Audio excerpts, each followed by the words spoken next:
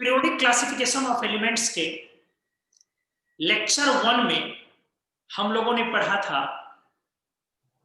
History of periodic table के बारे में स्टार्ट किया था कि पीरियोडिक अरेंजमेंट का history, earlier attempts in periodic table. Periodic arrangement में शुरुआत के दिनों में जो प्रयास किए गए एलिमेंट्स को सजाने का, उसके बारे में पहला जो पढ़ा गया था वो था दैट वाज डोबेनियस ट्रायड 1829, और सेकेंड जो था वो था Newlands octave law. Third one was Mendeleev's periodic table. चौथे की बारी है आज लेक्चर 2 में।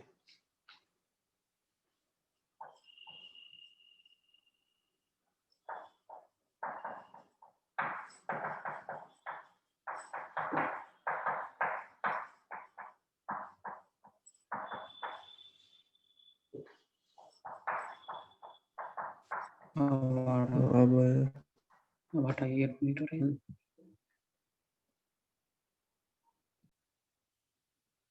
तो earlier attempts in periodic classification में सबसे पहला हमने पढ़ा था वो था डोबेनियस ट्रायड।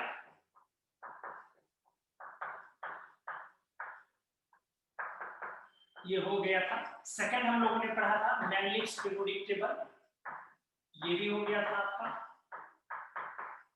सॉरी, सेकंड था न्यूलैंड्स ऑक्टेव लॉ, जिसको ज्यादा डिटेल में नहीं किया गया था, बट हाँ अरेंजमेंट है वो भी।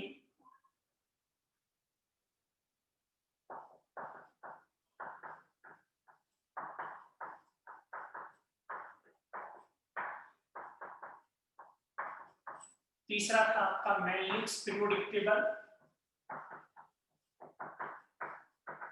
1869। चौथा हम लोग आज डिस्कस करने जा रहे हैं लोगर मेयर कर्व। आसान नहीं है, थोड़ा सा डिफिकल्ट है।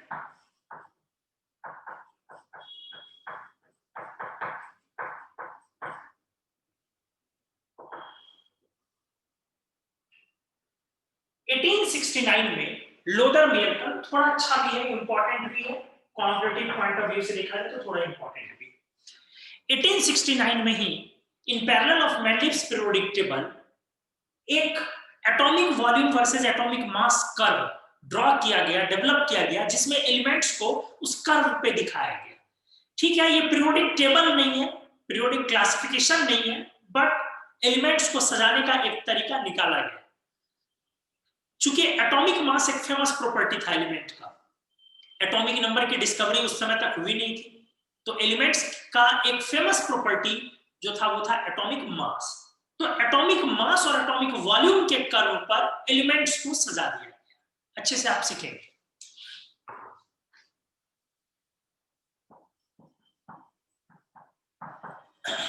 Elements being shown on atomic mass versus atomic volume curve। अच्छे से देखोगे, atomic mass versus atomic volume curve पर एलिमेंट को सजाया गया। ठीक है, एक एक्सिस पर क्या रखना है, एटॉमिक मास, और एक एक्सिस पर क्या रखना है, सॉरी इस पर रखते हैं हम लोग एटॉमिक मास, और इस पर रखते हैं अपन एटॉमिक वॉल्यूम। अब इन दोनों चीजों को पहले समझते हैं। यही लोथर मेयर कर्व है, इसी कर्व को ड्रॉ करना है। सिंपली कर्व इस तरीके से ड्रॉ किया जाता है, ऐसे ऐसे करके कर्व आता है। तो इसी को थोड़ा परफेक्शन के साथ ड्रॉ करना। अभी रफली ऐसे खिंचा हुआ, ऐसे ऐसे आपने देखा होगा, इसी को थोड़ा परफेक्शन के साथ ड्रॉ करना। सबसे पहले एटॉमिक मास की चर्चा की जाए। एटॉमिक मास, तो एटॉमिक मास तो राइट साइड पीरियोडिक टेबल में और डाउन, अगर पीरियड ग्रुप अभी के डेट में देखा जाए तो एटॉमिक मास इंक्रीज करता है। आपके पीरियोडिक टेबल में एलिमेंट जितना राइट होगा उतना एटॉमिक मास ज्यादा होगा, जितना एलिमेंट नीचे के पोजीशन पर बॉटम एरिया में होगा उतना एटॉमिक मास ज्यादा होगा। आप समझ पा रहे हैं, लिथियम से आगे होगा बेरिलियम से बोरॉन, इस तरह से जाते जाते फ्लोरीन, ऐसे करके आपका एटॉमिक मास बढ़ा होगा। या डाउन द ग्रुप में फ्लोरीन से ज्यादा रहा होगा, क्लोरीन से ज्यादा रहा होगा, ब्रोमीन से ज्यादा रहा होगा। अब बारी है एटॉमिक वॉल्यूम को समझने की। ये तो इजी है। एटॉमिक मास को आप मोलर मास बोलते हैं। मोलर मास क्यों बोलते हैं? क्योंकि ये एक मोल एटम का ग्राम में मास होता है, इसलिए आप इसको मोलर मास भी बोलते हैं। एक मोल एटम्स का ग्राम में मास होता है। अब आप दूसरा टर्म जो है इसका, एटॉमिक मास की जगह एटॉमिक वॉल्यूम के बाद एटॉमिक वॉल्यूम, थोड़ा सा उसको समझें। अगर आप ये समझते होंगे कि एटॉमिक वॉल्यूम सिंपली कोई एटम है, एटम में न्यूक्लियस से लेकर के बाउंड्री तक का दूरी हम लोग मेजर कर ले, और अगर ये r है तो इसका जो वॉल्यूम होगा वो 4/3 πr³ होगा। तो ऐसा आप नहीं कह सकते, इस तरीके से वॉल्यूम नहीं निकल सकता है। पॉइंट, क्योंकि सबसे पहली बात, एलिमेंट तो कभी भी फ्री स्टेट में पाया ही नहीं जाता है। No free state existence of atom. हमने आपको पढ़ाया भी है पीछे की यूनिट कि एटम का कोई फ्री स्टेट में एग्जिस्टेंस होता भी नहीं है। मतलब एटम अकेले पाया भी नहीं जाता, तो आप साइज कैसे मेजर कर लेंगे, वहां से आर कैसे मेजर कर लेंगे? तो फ्री स्टेट में एटम पाया भी नहीं जाता। सेकेंड फैक्ट इज दैट, आपने एटॉमिक स्ट्रक्चर पिछले यूनिट में पढ़ा है कि a sharp boundary cannot be defined within which electronic delocalization is confined। एक शार्प बाउंड्री डिफाइन ही नहीं किया जा सकता है कि जिसके अंतर्गत, जिस बाउंड्री के अंतर्गत इलेक्ट्रॉन डिलोकलाइज करे। हमने पढ़ा है electron finding probability is even positive, is positive even at very large distance from nucleus. हमने एटॉमिक स्ट्रक्चर में पढ़ा है और वाइटल के कॉन्सेप्ट में कि न्यूक्लियस से काफी दूर जाकर के भी इलेक्ट्रॉन वहां तक भी पहुंच जाता है, इलेक्ट्रॉन फाइंडिंग प्रोबेबिलिटी वहां भी पॉजिटिव होती है। तो ऐसे में आप साइज कैसे निकाल लेंगे? बड़ा मुश्किल है ये। तो ये वॉल्यूम इतना आसान नहीं है निकालना जैसे आपने सोच रखा था पहले से। ये वॉल्यूम जो डिफाइन होगा, ये मोलर वॉल्यूम डिफाइन करना होगा।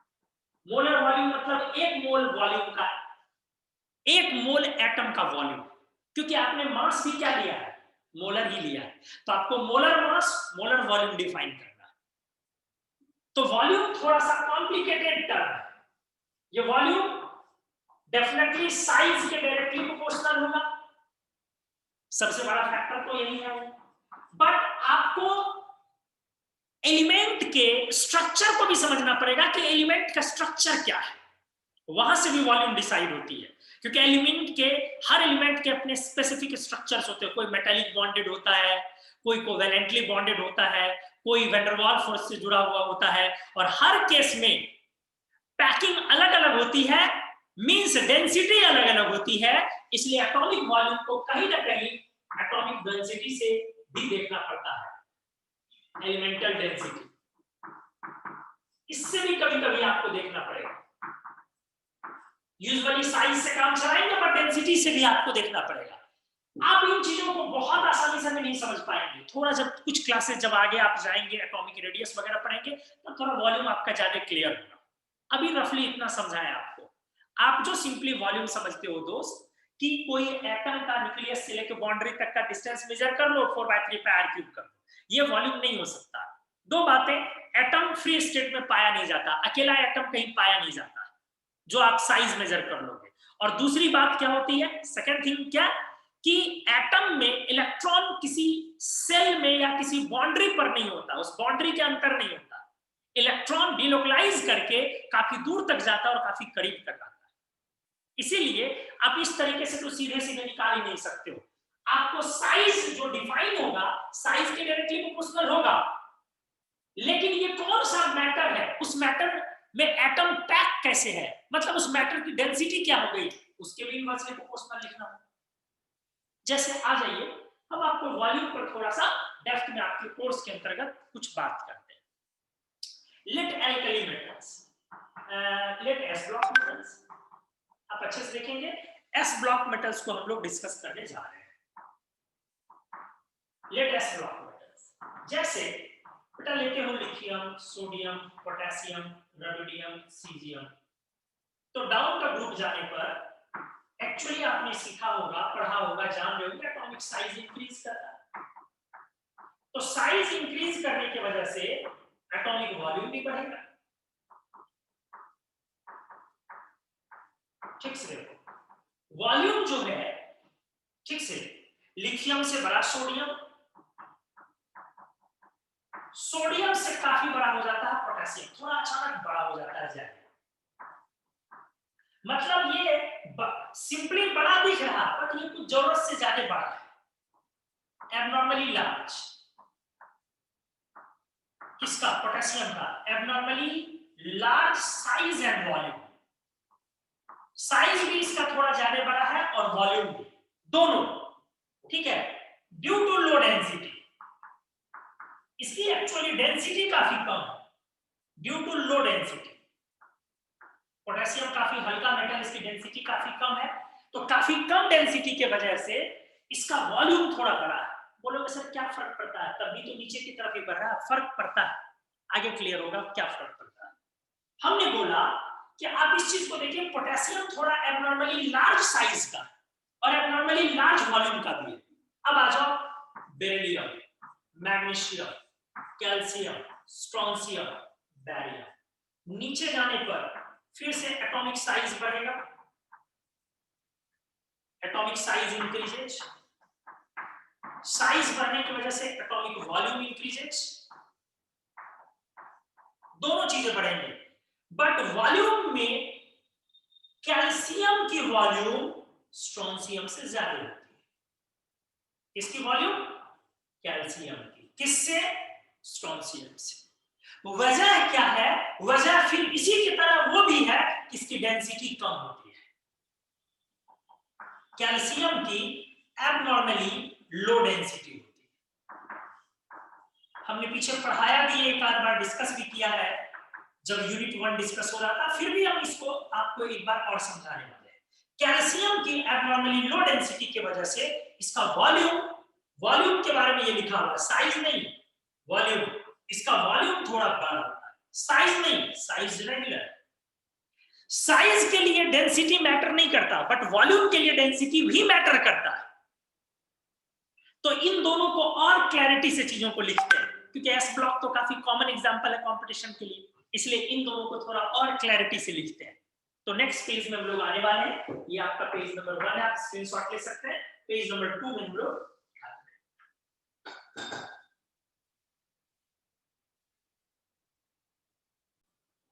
देखिए, इन दोनों ग्रुप को एक बार यहां पर आपको फिर से क्लियर कर दिया जाए। देखिए, अगर आपका एल्कली मेटल में साइज लिखा जाए तो साइज का ट्रेंड इसमें यही है, रेगुलर है। वॉल्यूम, एल्कली मेटल तो बेटा पीरियोडिक टेबल में सबसे शरीफ ग्रुप बोला जाता है, जहां इरेगुलरिटी लगभग नहीं आती। ध्यान से देखें, और आप डेंसिटी को भी जरा देख लें, क्योंकि डेंसिटी से वॉल्यूम थोड़ा प्रेरित होता है। डेंसिटी भी इसका डाउन द ग्रुप बढ़ता है, बट पोटेशियम की डेंसिटी कम होती है। जरा देखेंगे अच्छे से, ये जरा देखिए, पोटेशियम की डेंसिटी कम होती है। अब अगर आप 2A ग्रुप पर आ जाए, आपने क्या देखा? 1A ग्रुप में साइज और वॉल्यूम सेम ट्रेंड है।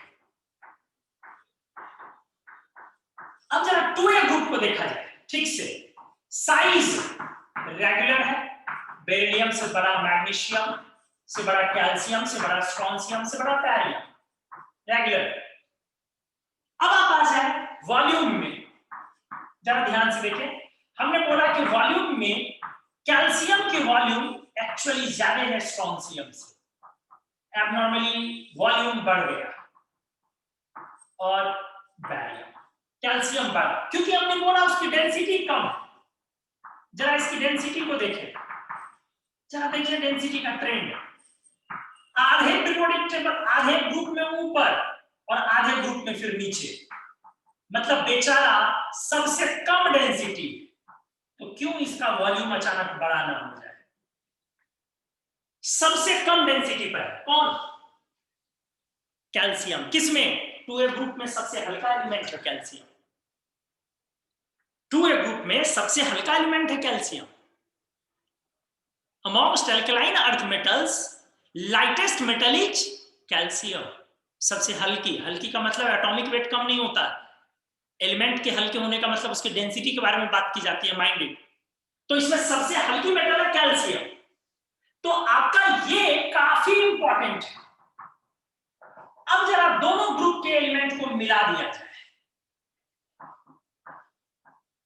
combining alkali and alkaline earth metals। देखना बेटा अच्छे से, दोनों ग्रुप के मेटल्स को मिला दिया गया। अब जरा हम लोग साइज को डिस्कस करें। साइज को ध्यान दें, साइज लेफ्ट बढ़ता है और down. Lithium, sodium, potassium, rubidium, caesium, beryllium, magnesium, calcium, strontium, barium. जरा ध्यान दें, ये हमने सामने लिखा है जिसमें सेल बराबर है। तो सबसे बराबर तो आपका सीजियम दिख रहा है अभी भी। सीजियम के बाद बैरियम या रुबिडियम, तो रुबिडियम। रुबिडियम के बाद पोटेशियम या बैरियम, क्योंकि बैरियम में सेल ज्यादा है तो अभी भी पोटेशियम, क्योंकि हमने बोला है पोटेशियम काफी बड़ा होता है, वेरी लार्ज साइज एलिमेंट। ये 2A के सारे एलिमेंट पर भारी है साइज में। देखो कितनी काम की चीज हुई, 2A के सारे पर भारी है पोटेशियम। इसके पास जबकि 6 सेल है, इट हैविंग 6 ऑर्बिट्स और potassium having 4 orbit only, but अभी भी पोटेशियम सब पर भारी। अब चलेगा बैरियम, बैरियम के बाद स्ट्रोंशियम, स्ट्रोंशियम के बाद कैल्शियम। अब सेल वाइज सोडियम, सोडियम के बाद मैग्नीशियम, के बाद लिथियम, के बाद बेरिलियम। मतलब एल्कली मेटल पहले एक तरफ से आया पोटेशियम तक, उसके बाद सेल वाइज तो बैरियम, स्ट्रोंशियम, कैल्शियम, तब sodium, magnesium, lithium, beryllium. Easy हुआ। अच्छे से देखेंगे। अगर वॉल्यूम में लगाया जाए तो बेटा वॉल्यूम में caesium, rubidium, potassium, barium, but volume में आपने अभी अभी पढ़ा कि स्ट्रोंशियम से बड़ा है कैल्शियम, देन स्ट्रोंशियम, फिर सोडियम, फिर मैग्नीशियम, फिर लिथियम एंड देन बेरिलियम। अब आपने समझा होगा कि आसान नहीं है वॉल्यूम का ट्रेंड लगाना। ये देखिए कैल्शियम की वॉल्यूम बड़ी है स्ट्रोंशियम से, तो ये बहुत इजी नहीं है। लोग इसको बहुत इजी समझते हैं, वॉल्यूम को लगा लेना कि साइज के अकॉर्डिंग लगा लिया। साइज और वॉल्यूम के ट्रेंड डिफरेंट है। साइज में स्ट्रोंशियम बड़ी है कैल्शियम से, बट वॉल्यूम में कैल्शियम बड़ी स्ट्रोंशियम से। और साइज वॉल्यूम दोनों में पोटेशियम 2A के सारे एलिमेंट्स से बड़ा है। साइज के मामले में भी और वॉल्यूम के मामले में भी ये 2A के सारे एलिमेंट्स से बड़ा है। कौन? पोटेशियम 2A के सारे एलिमेंट्स से बड़ा है। तो आइए, हमने एक ये एग्जांपल किया है। एक बार में ये चीजें क्लियर नहीं होंगी, आपको वीडियो को दोबारा फिर एक बार देखना पड़ेगा। लोदरमेयर कर्व इजी नहीं है, हमने पहले ही बोला, काफी डिफिकल्ट माना जाता है। पीरियोडिक क्लासिफिकेशन में लोदरमेयर का अपना एक इंपॉर्टेंस है, इसको सजाना बहुत आसान काम नहीं है। अच्छा, एक एग्जांपल और करके दिखाऊं। Fluorine, chlorine, bromine, iodine. जरा देखो 7A ग्रुप, एटॉमिक साइज तो बढ़ रहा है, बट वॉल्यूम को जरा देखिए। वॉल्यूम में नीचे बढ़ना चाहिए, फ्लोरीन से बड़ा ब्रोमीन से बड़ा क्लोरीन। जरा देखिए, फिर आयोडीन। यहां भी आपने देखा कि क्लोरीन की वॉल्यूम ज्यादा है। आप 6A ग्रुप आ जाए, oxygen, sulphur, selenium, tellurium, atomic size तो इंक्रीज करेगी। अब वॉल्यूम में जरा देखो, ऑक्सीजन से बड़ी, सेलेनियम से बड़ी सल्फर, और तब टेल्यूरियम। तो ये दोनों उतना इंपॉर्टेंट नहीं है, ये हमने ऐसे दिखाया है आपको। ये बता रहा हूं यहां कि वॉल्यूम और साइज का ट्रेंड सेम हो ऐसा कोई जरूरी नहीं है, ऐसा कोई जरूरी नहीं है। बट हाँ, अगर आप 1A 2A को देखें तो इसका वॉल्यूम और साइज आपके सिलेबस के लिए काफी इंपॉर्टेंट है। फिर से एक बार 1A 2A को आप अच्छे से देख लें। फिर से मैं आपकी प्रैक्टिस के लिए यहां लिख दे रहा हूं। ठीक से देखेंगे, साइज नीचे बढ़ेगा, वॉल्यूम भी नीचे बढ़ेगा, बट हमने क्या बोला, पोटेशियम थोड़ा ज्यादा बड़ा होता है, beryllium, magnesium, calcium, strontium, barium में भी नीचे साइज बढ़ेगा, बट वॉल्यूम भी बढ़ेगा, बट वॉल्यूम में कैल्शियम बड़ा होता है स्ट्रोंशियम से। तो सबसे बड़ा कौन आ गया साइज में, सीजियम, फिर रबिडियम, फिर पोटेशियम, क्योंकि हमने बोला पोटेशियम होने का सब प्रभावी, फिर बैरियम, फिर स्ट्रोंशियम, फिर कैल्शियम, फिर सेल वाइज, सेल में कैल्शियम से कम है सोडियम, फिर मैग्नीशियम, फिर लिथियम, फिर बेरिलियम। बट अगर इसी का वॉल्यूम बेटा लिखोगे तो मैंने क्या बोला कि वॉल्यूम में इन दोनों में ट्रेड अलग है कि कैल्शियम बड़ी है स्ट्रोंशियम से, लो डेंसिटी की वजह से इसकी डेंसिटी कम है, इस वजह से डेंसिटी काफी कम है। डेंसिटी हमने दिखाया कि देखिए कितनी कम है कि 2A ग्रुप में सबसे हल्के एलिमेंट है, और फिर एज इट इज है। तो इस तरह से हमने आपको साइज और वॉल्यूम में थोड़ा सा फर्क बताया है कि अलग है, और थोड़ा सा इस पे कुछ एग्जांपल्स हम लोगों ने किया है डिस्कस, इसको मैं मिटा रहा हूं।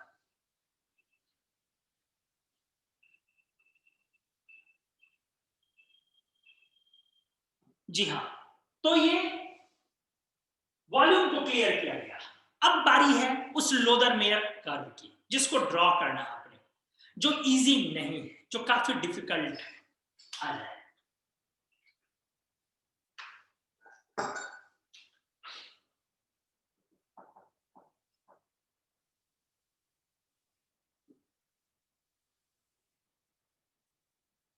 एक एक्सिस पर एटॉमिक वॉल्यूम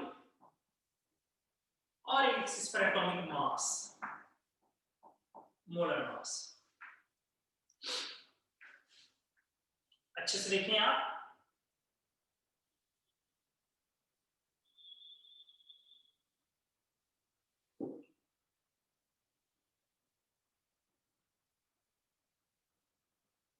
इजी बिल्कुल भी नहीं है, मुश्किल है।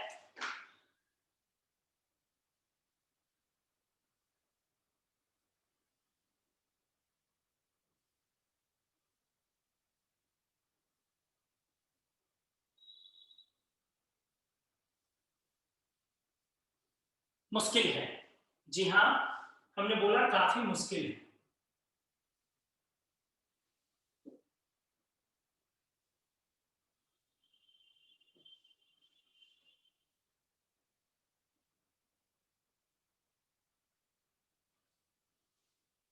आपको बहुत सारी चीजों को गौर करना पड़ेगा, तब जाके आप कर्व ड्रॉ कर पाएंगे। पहला, आप जो यहां से शुरू करें नीचे जाके ऊपर नीचे ये आए, ध्यान से आप देखें। सबसे पहला पॉइंट आपको जो ध्यान देना होता है वो ये जो डाउन होके जो उठेगा, तो इस डाउन के बराबर कभी दोबारा कोई डाउन नहीं हो पाएगा, मतलब ये लोवेस्ट वॉल्यूम है। ये अगर इसका एटॉमिक मास देखा जाए तो 10 है इस जगह पर, मतलब ये लिस्ट एटॉमिक वॉल्यूम है पीरियोडिक टेबल में। तो पहला क्वेश्चन तो यहीं पे आ गया, list atomic volume in periodic table. सबसे छोटा वॉल्यूम पीरियोडिक टेबल में किसका है, तो बोरॉन 10 का। अब इसके बाद अगर आ जाए, ये एटॉमिक मास बढ़ रहा है, यहां एलिमेंट है लिथियम 7, बेरिलियम बीच में कहीं है, कार्बन यहीं पे है, जस्ट बगल में है कार्बन, और ये आते आते यहां एलिमेंट आ गया आपका फ्लोरीन 19, और ये आ गया सोडियम 23 पीक पर। क्योंकि आपको पता है पीक तो जब भी लेगा तो एल्कली मेटल ही जाएगा, क्योंकि एल्कली मेटल लेफ्ट और डाउन जाने पे साइज बड़ा होता है। पीटी में हमने देखा तो सबसे लेफ्ट जो है वो एल्कली मेटल है, इसलिए जब जब पीक्स आएंगे तब तक आपका एल्कली मेटल आएगा। अच्छे से आप देखें, तो आपको ध्यान देना है, ये पहला जो डाउन जाएगा इतना बॉटम दोबारा कभी नहीं जाएगा, अब उठेगा, हर बार ज्यादा उठेगा। अब ये जो दूसरी बार डाउन जाएगा, ये जो बॉटम आएगा, ये इस लाइन से ऊपर रहेगा, इस लाइन से ऊपर रहेगा, इस लाइन से नीचे नहीं जाएगा, इस लाइन से ऊपर। एक्चुअली यहां बोरॉन आया है, तो जैसे टॉप के पोजीशन पर कैसे एक ग्रुप का एलिमेंट है, कौन 1A, तो बॉटम वाले पोजीशन पर भी एक ही ग्रुप का एलिमेंट है, कौन है यहाँ एल्यूमिनियम 27। इसका मतलब सोडियम 23 और एल्यूमिनियम 27 के बीच में कहीं है मैग्नीशियम 24। अच्छे से आप देखें, तभी तो हुआ एटॉमिक मास धीरे धीरे ग्रेजुअली बढ़ रहा है 23, 24, 27। अब एल्यूमिनियम के बाद ये पीरियड धीरे धीरे aluminium, silicon, phosphorus, sulphur, chlorine. इसका मतलब बेटा क्लोरीन यहां पे कहीं है, क्लोरीन यहां पे कहीं है 35, फिर पोटेशियम ऊपर पीक पर, फिर इस तरीके से घटते घटते घटते आया, फिर रुबिडियम पीक पर घटा। तो ये चीजें ये कर्व थी। अब पॉइंट, सबसे पहला पॉइंट जो इसमें क्वेश्चन बन के आएगा, लोदर मेयर कर्व में एल्कली मेटल कहां जाएगा? आप बोलोगे सर कर्व के ढेर सारे जो पीक्स हैं, वर्टेक्स है, चोटियां हैं, उन पीक्स पर एल्कली मेटल जगह लेगा। Alkali metals occupying the peaks of the curve, peaks of the curve, curves नहीं कर्व, कर्व ये कंप्लीट है और पीक्स ढेर सारे हैं। तो alkali metals occupying peaks of the curve. Second, alkaline earth metal कहा जाएगा? तो बेटा एल्कली मेटल के ठीक बाद एटॉमिक मास में एल्कलाइन अर्थ मेटल आता है। लिथियम 7 के बाद बेरिलियम 9, सोडियम 23 के बाद मैग्नीशियम 24, पोटेशियम 39 के बाद कैल्शियम 40। तो जस्ट बाद वाला एटॉमिक मास होता है alkali metal, alkaline earth metal का 2A का। तो एल्कली मेटल जहां है जस्ट दाहिने पोजीशन पर एटॉमिक मास में कौन आएगा? 2A। इसीलिए यहां मैग्नीशियम, अच्छे से देखें, मान ले मैग्नीशियम का ये पोजीशन है, ये हमने ये लाइन खींच दिया, तो कैल्शियम इसके डाउन पर होगा। लेकिन हमने अभी अभी पढ़ा है कि वॉल्यूम के मामले में कैल्शियम सोडियम के ऊपर होगा या नीचे? तो कैल्शियम में सेल ज्यादा था, वो वॉल्यूम के मामले में सोडियम से ऊपर होगा। तो सोडियम यहां है तो कैल्शियम इस लाइन के ऊपर, मान लो यहां है। ठीक से, ये कैल्शियम की कर्व है, ये सोडियम है, ये मैग्नीशियम है। आप अच्छे से देखेंगे, बढ़िया से देखेंगे। अब बारी है अपने स्ट्रोंशियम की।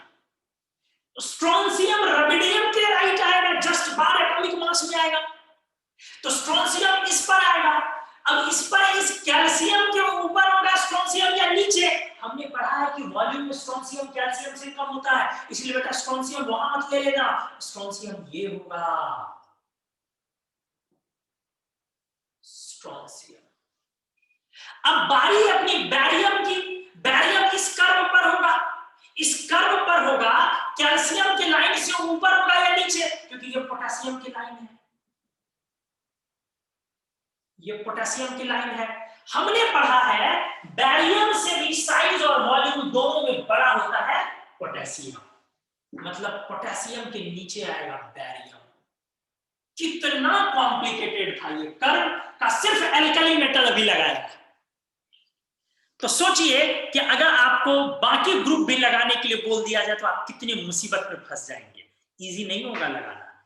इसीलिए लोदर मेयर कर्व से क्वेश्चंस सिंपल आते हैं जिसको बच्चे रट के चले जाते हैं एग्जाम देने, जल्दी वो ड्रॉ नहीं कर पाएंगे। ये इजी नहीं है ड्रॉ करना, बहुत डिफिकल्ट है। अगर आप कर लेते हैं तो बहुत बड़ी बात है, बट जरूरत भी नहीं है कंपटीशन में इसको करने की, लेकिन इसके फैक्ट्स आने चाहिए जो मैं समझा रहा हूं। तो मैं इसके फैक्ट्स को, कर्व के फैक्ट्स को इस पेज में लिखने जा रहा हूं। आप पहले इस पेज का एक बार स्क्रीनशॉट लीजिए। बारी है इसके कुछ कंक्लूजन्स।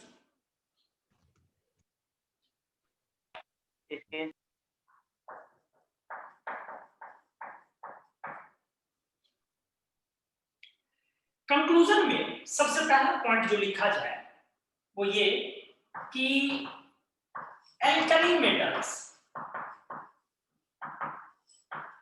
के बारे में आप लिखेंगे occupying peaks of the curve. दूसरा, alkaline earth metals two a group के बारे में। तो एल्कली मेटल के ठीक नीचे नीचे दो एरिया है, एक चढ़ने वाला एक उतरने वाला। तो एल्कलाइन अर्थ मेटल किस पर आएगा? चढ़ने वाले पे नहीं, उतरने वाले।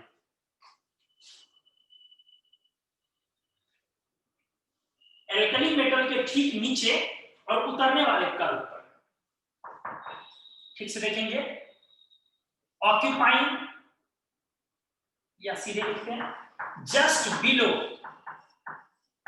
The alkali metals on descending curve. कहां पे बेटा? ठीक नीचे एल्कली मेटल के, just below the alkali metals on descending curves. जो उतरने वाला कर्व है उस पर ठीक नीचे किसके? एल्कली मेटल के, वहां एल्कलाइन अर्थ मेटल आएगा। तीसरा हेलोजेंस। हेलोजेंस आप देख रहे हैं उस पीरियड का नहीं, पिछले पीरियड का ठीक पहले होगा। लिथियम से फ्लोरीन, सोडियम से क्लोरीन, तब ना वो। तो पीक एल्कली मेटल है, उसके ठीक नीचे है, बट नीचे चढ़ने वाले कर्व पर। अंतर देखेंगे दोनों में, just below the alkali metals, but बेटा इस बार क्या बोलोगे? On ascending curve. डिसेंडिंग नहीं बोलो, डिसेंडिंग पे कौन था? ठीक नीचे एल्कली मेटल के, वो एल्कलाइन अर्थ मेटल था। बोरॉन के बारे में हमने क्या बोला? List atomic volume. Periodic table में सबसे छोटे वॉल्यूम का एलिमेंट है, लेकिन लिस्ट एटॉमिक साइज नहीं है। लिस्ट एटॉमिक साइज में बेटा हाइड्रोजन है। तो सोचो अचानक इसका वॉल्यूम फिर क्यों कम हुआ होगा? एक्चुअली बोरॉन की भी डेंसिटी हाई होती है, इसलिए उसका वॉल्यूम कम हो गया। बोरॉन की भी डेंसिटी हाई होती है, तो कम वॉल्यूम वाला एलिमेंट। तो बोरॉन भी हमने डिस्कस किया। कार्बन यहीं पे आसपास में है, तो वॉल्यूम में देखेंगे तो बोरॉन के जस्ट आगे है कार्बन, काफी क्लोज है वॉल्यूम में। कहीं कहीं पे तो कार्बन को ही लिस्ट वॉल्यूम बना दिया जाता, बट नहीं, फैक्ट है लिस्ट वॉल्यूम में है बोरॉन। अब आगे आ जाए, एक पीरियड को जरा डिस्कस किया जाए, किसी एक पीरियड को। चलिए आते हैं हम लोग पीरियड में। ठीक से देखिए, ये सवाल काफी ज्यादा पूछा जाता है। ये वाला है तो सारे इंपॉर्टेंट, इसमें इंपॉर्टेंट पॉइंट ही किए गए, बट फिर भी ये वाला सबसे ज्यादा। Elements of a period. Periodic table को भी जरा एक बार ड्रॉ कर लें। कोई period, lithium, beryllium, boron, carbon, nitrogen, oxygen, fluorine. आपने पढ़ा हुआ है कि राइट जाने पर साइज डिक्रीज करती है, साइज कम होती है। आपने पढ़ा हुआ है साइज डिक्रीजेज राइट वर्ड जाने पे। ठीक है, अब जरा इसका वॉल्यूम देखें।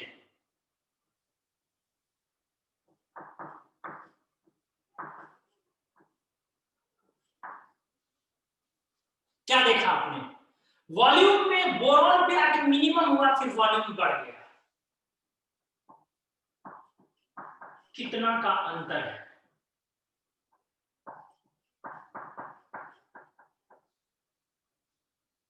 आप फिर एक बार दूसरे पीरियड को ले लें। किसको? इस वाले को।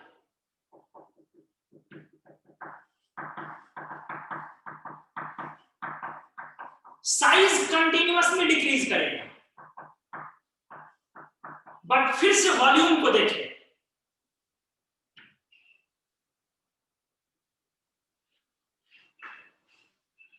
फिर से आप वॉल्यूम को देखें, क्या दिखा आपको? क्या वही खेल वापस है या नहीं है?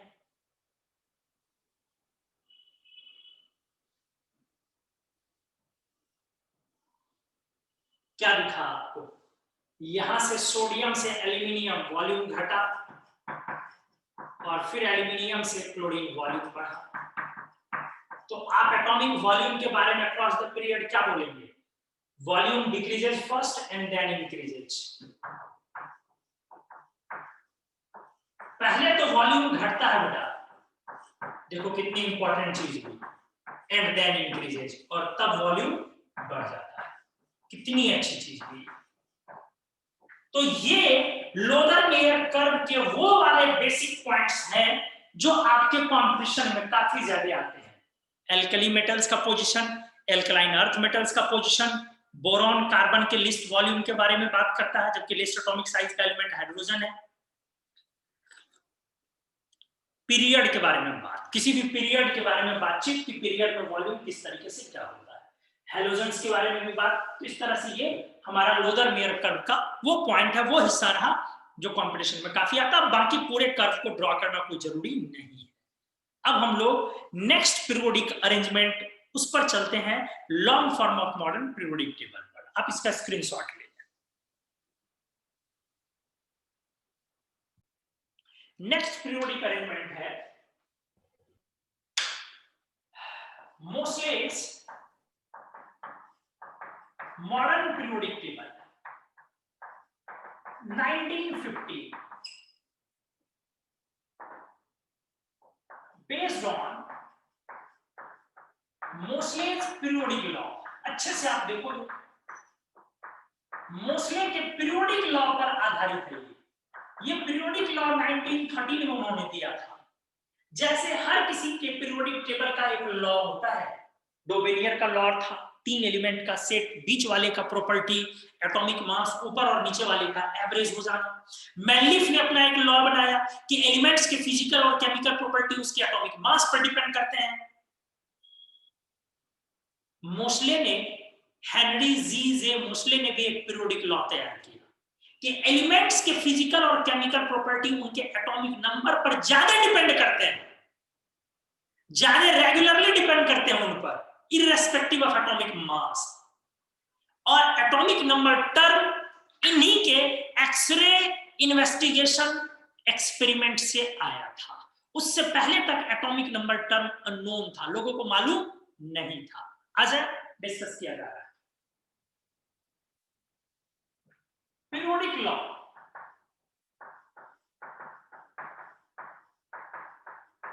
is the conclusion of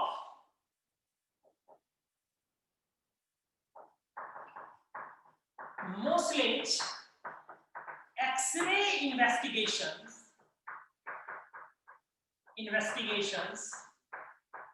to various elements।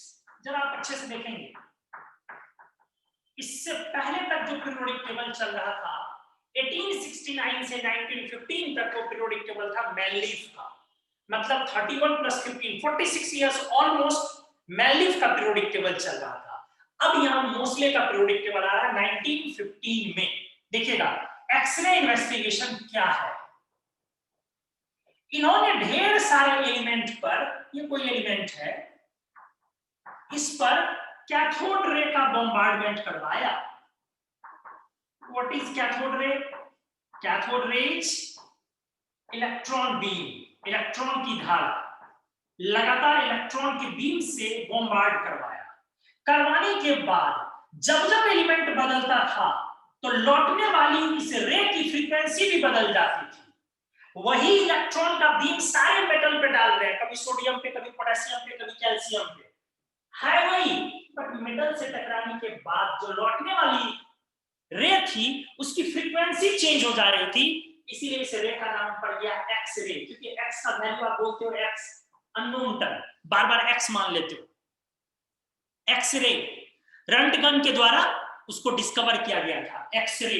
तो कैथोड रे से बॉम्बार्ड करवाया गया एलिमेंट को, लौटने वाली रे की फ्रीक्वेंसी अगर न्यू है तो इन्होंने एक इक्वेशन बनाया, square root of nu equals to a into z minus b। आप अच्छे से देखेंगे, यही मोस्ले का फेमस एक्सपेरिमेंट और वो इक्वेशन था। यहां न्यू क्या है? न्यू इज द फ्रीक्वेंसी, किसकी फ्रीक्वेंसी? ऑफ इमिटेड एक्सरे, लौटने वाली एक्सरे। कब? when element is bombarded with cathode rays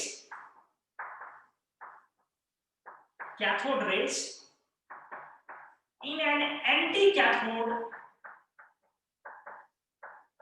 system. एक एंटी कैथोड सिस्टम में आप जब कैथोड रे से बॉम्बार्ड करवाते हो तो लौटने वाली रे की फ्रीक्वेंसी, सिंपली बोलो ना, इमिटेड एक्सरे की फ्रीक्वेंसी। आप इससे ज्यादा ध्यान मत दो, चलो आ जाओ। ये एक्सरे A into z minus a और बी कांस्टेंट्स हैं, बट वो वाले कांस्टेंट नहीं है किसका एक ही वैल्यू। सीरीज पर डिपेंड करता है, अल्फा सीरीज लाइन पर डिपेंड करता है कि किस लाइन का रे है। तो ए बी एक कांस्टेंट है बट फिक्स वैल्यू उसकी नहीं है। लेकिन चलो आप ए बी को भी कांस्टेंट लेके चलो, आप 11th 12th में हो, एटॉमिक स्ट्रक्चर या मॉडर्न फिजिक्स जब पढ़ोगे तो वहां पर ए बी को थोड़ा डिटेल में मॉडर्न फिजिक्स में पढ़ना होगा। Z is called serial number. जब इन्होंने एलिमेंट पर लगातार एक्सरे का बॉम्बार्डमेंट करवाया तो इनको दिखा कि जो जेड की वैल्यू आ रही है वो ये वैल्यू वही निकल रही है जो मैनलीफ के पीरियोडिक टेबल में एलिमेंट को सजाने के बाद जो उसका सीरियल नंबर था।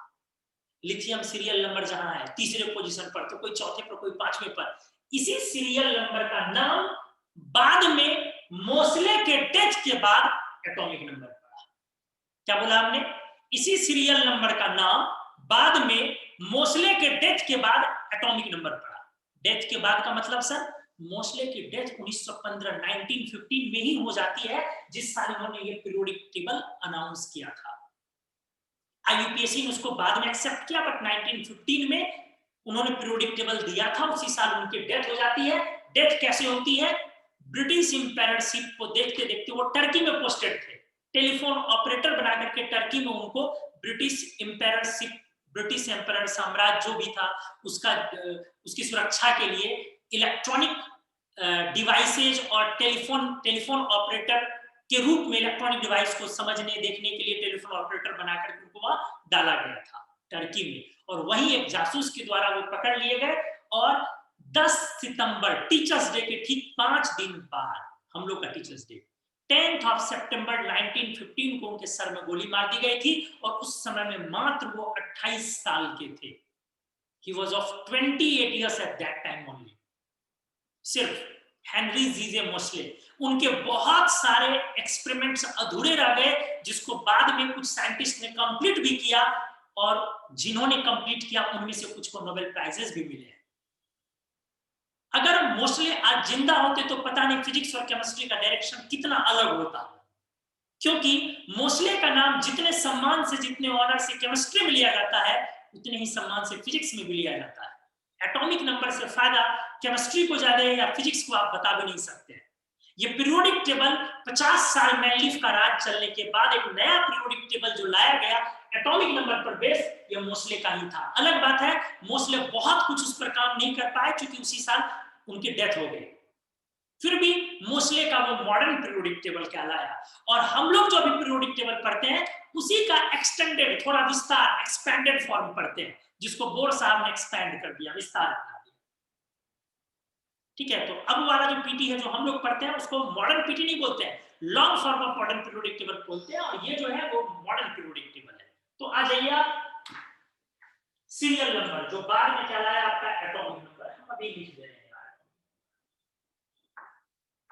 तो आपने देखा कि ये जो न्यू है, ये जो फ्रीक्वेंसी है, यही एलिमेंट के प्रॉपर्टी को रिप्रेजेंट कर रहा है, represents the properties of elements. क्योंकि एलिमेंट बदलने के बाद ये न्यू बदल रहा है। देखिए, अगर आप आइसोटोप्स के लिए ये काम करवा के देखिए ध्यान से, मान लीजिए कि आप पोटेशियम 39 और पोटेशियम 40 पर आप ये कैथोड रे डाल रहे हैं। क्वेश्चन को देखिए कंपटीशन में कैसे उठाया जा सकता है। न्यूमन, आपने फिर डाला कैथोड रे, ν2, आपसे ν1 और ν2 में रिलेशन पूछा गया, और आइसोबार्स के लिए भी ये चीजें चलिए करवाई जा रही है।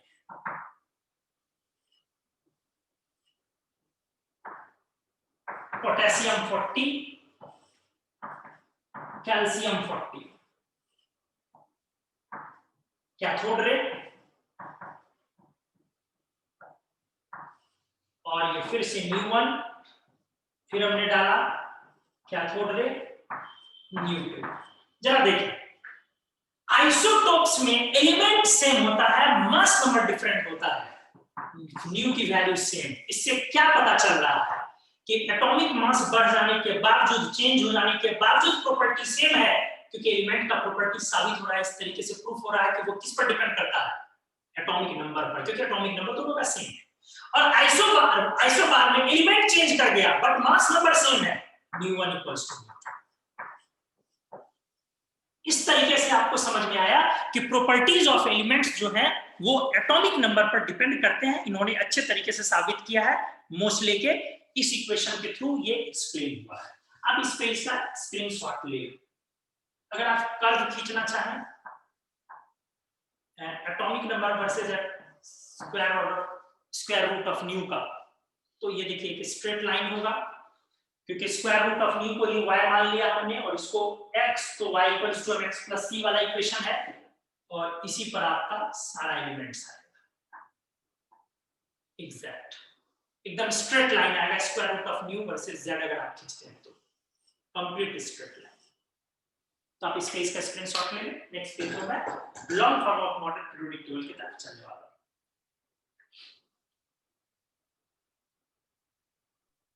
सर यहाँ थोड़ा सा मिस्टेक है, आइसोटोप्स में एलिमेंट सेम है इसलिए सेम, आइसोबार में एलिमेंट डिफरेंट कर गया, सॉरी